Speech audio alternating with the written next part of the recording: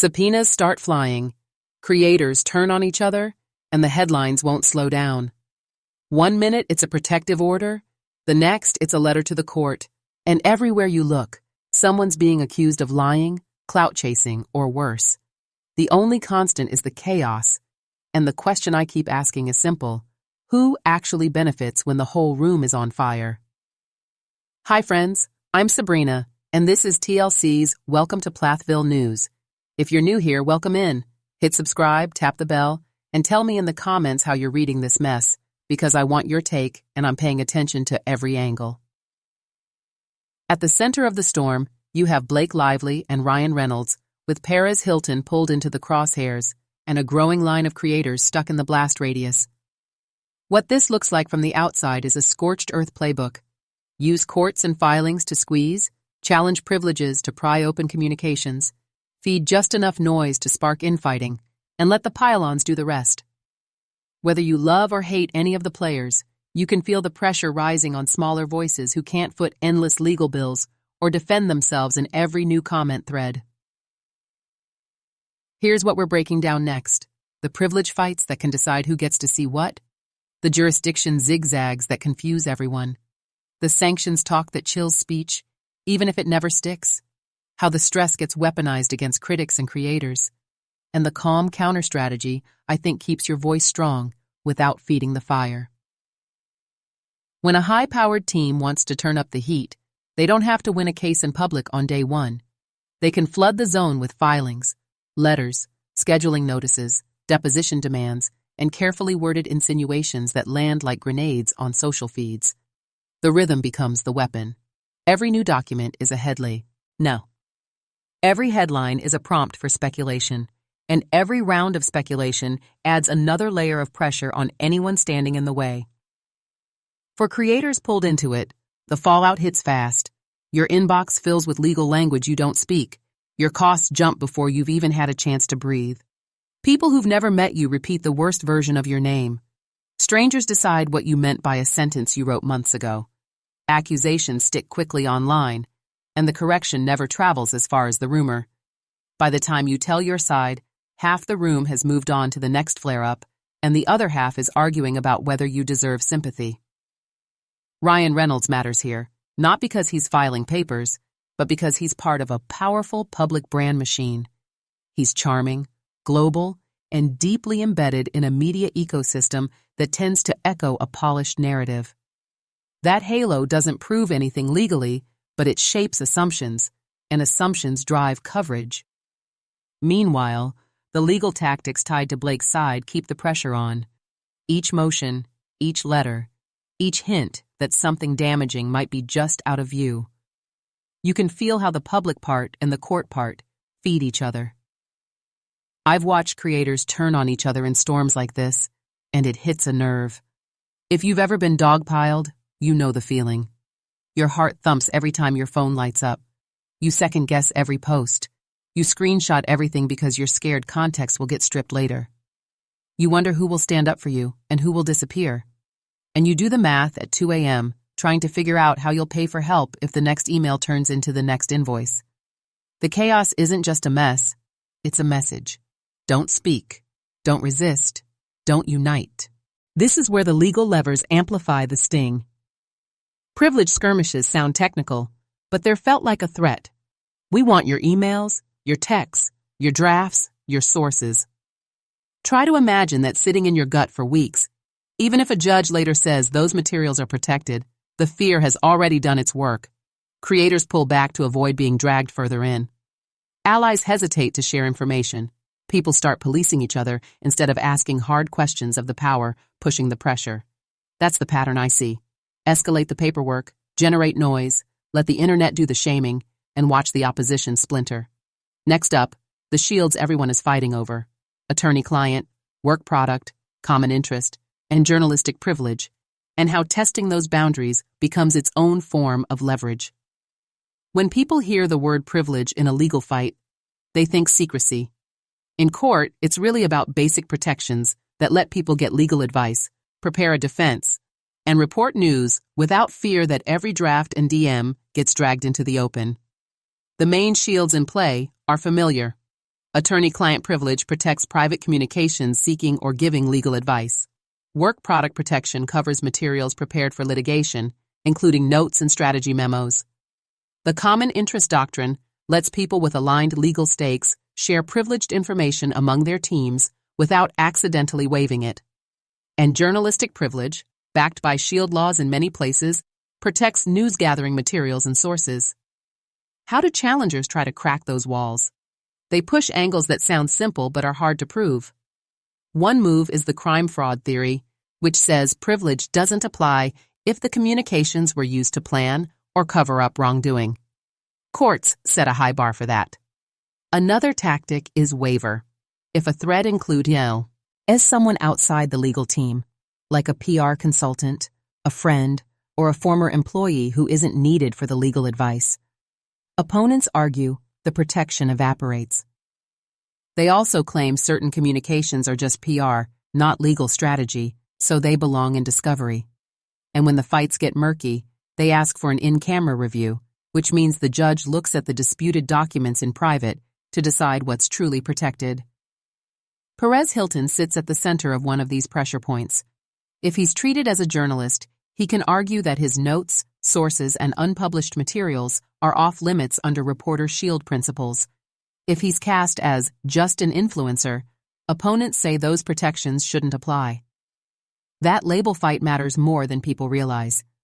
It can decide whether a producer's DM, a tip, or a draft post stays confidential or becomes a piece of evidence. It also speaks to a bigger issue in this kind of public legal brawl. Who gets treated as press, and who gets treated as content? Names swirling through filings, Wayfair defendants, Jed Wallace, Stephanie Jones, illustrate how these privilege claims ripple across different players and threads. If a group claims a common legal interest, they argue their coordination stays protected. If opponents frame that coordination as a media plan, they say it should come out. And when third parties sit on a message chain, the entire batch can get challenged line by line, log by log. These protections exist for a reason. Clients need to be able to tell their lawyers the worst facts to get proper advice. Teams facing litigation need room to test theories and draft responses without handing a roadmap to the other side. Journalists and commentators who gather news need to protect sources, or the sources dry up. Courts are cautious about eroding any of this, because a bad ruling doesn't just affect one case. It echoes into the next 100. In this story, the judge has tended to respect privilege when it's properly asserted on both sides. Logs matter.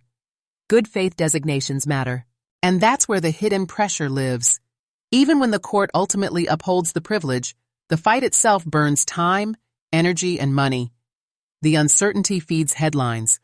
The hints of something behind the curtain feed speculation.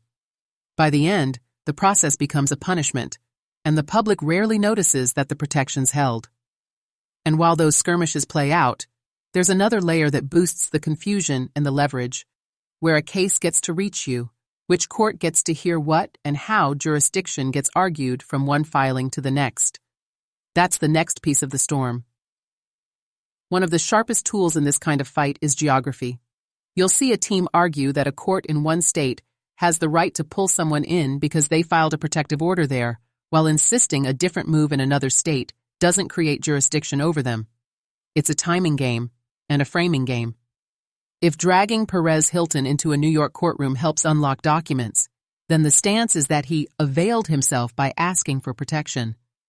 But if a pre-litigation deposition in a different state puts their own side in the crosshairs, the stance shifts to, that was just a procedural step, not consent to be sued here. Same map, different rules, depending on what opens the right door. For creators and the public, this is dizzying. It reads as rules for me versus rules for thee.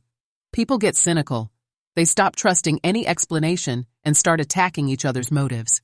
That's not an accident. Confusion wears you down. While everyone argues about who forum shopped harder, the filings keep stacking up.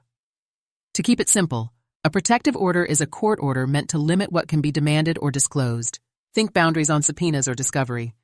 A deposition is sworn testimony taken before trial, where a lawyer asks questions and the witness answers under oath. Both are standard tools. Neither is an admission of guilt, but both can be used to set traps around jurisdiction, and both can be spun online as wins or losses, which adds to the pressure. This is also where the public messaging tries to lock down the field. If jurisdiction hopscotch is the chessboard, then speech controls are the hand that sweeps the pieces away. Next, we have to talk about how trial publicity rules and sanctions requests enter the picture, not always to win in court, but to freeze people on the sidelines and make them too scared to speak. Trial publicity rules sound intimidating, but the idea is straightforward. Lawyers aren't supposed to make statements that could poison a potential jury pool or materially prejudice a case. There are guardrails on what you can say when the cameras are rolling and filings are active, but there's also an important counterbalance built into those same rules. If one side has already pushed a narrative that could hurt the other side, the lawyer on the receiving end can respond with enough facts to protect their client from unfair damage. That's the key tension here, and it's where a lot of gray area lives. Sanctions in this lane are rare.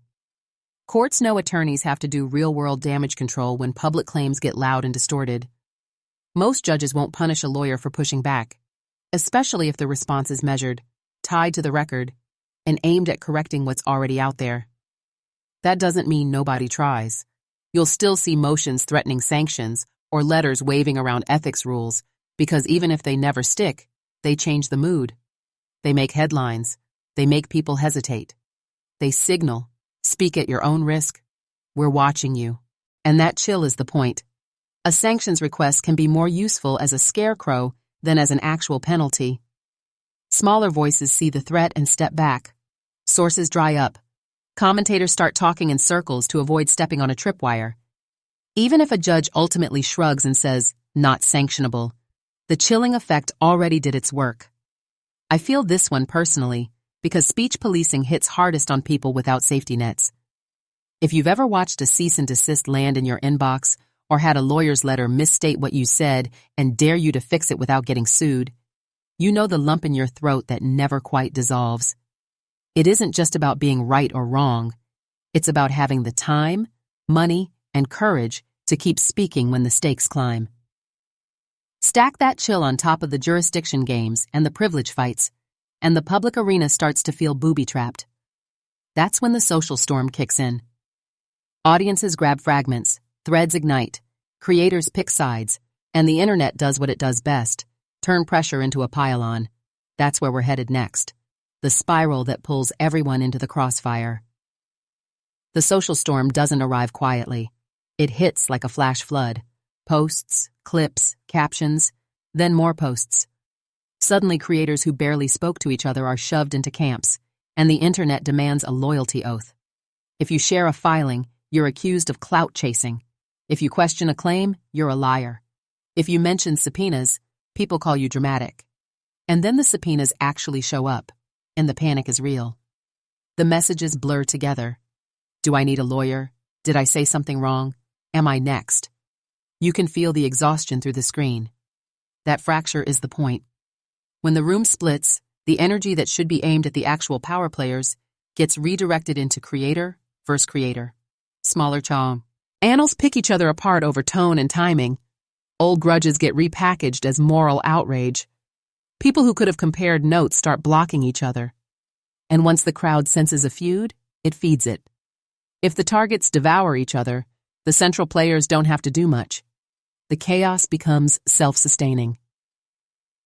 Perez Hilton sits at the center of a lot of this because he's both a public figure and a flashpoint for documents and narratives. One day, he's framed as a journalist with protections over sources and notes. The next, he's dismissed as an influencer who shouldn't get those safeguards. That label fight isn't academic. It decides whether his communications stay off limits or get dredged up and used to fuel more speculation. Every filing around him becomes two stories at once, the legal story and the online story about who counts as press, who counts as content, and who gets punished for sharing what they learn. Audiences get pulled into the machine, sometimes without realizing it. A selective clip can make a measured response look like an attack. A screenshot of a letter can morph into a confession.